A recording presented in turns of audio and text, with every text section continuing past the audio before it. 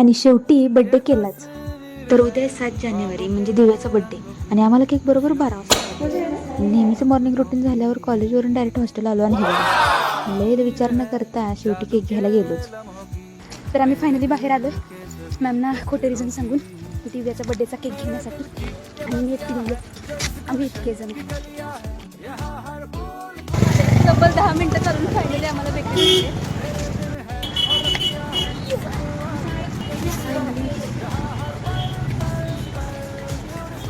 सगळं खाऊ वाटत जरी असलं तरी आपण दुसरे 280 आहे. आम्ही केक तर फायनल केला पण वेळेवर हॉस्टेलला जायला आम्हाला रिक्षा करायलाच लागली. केक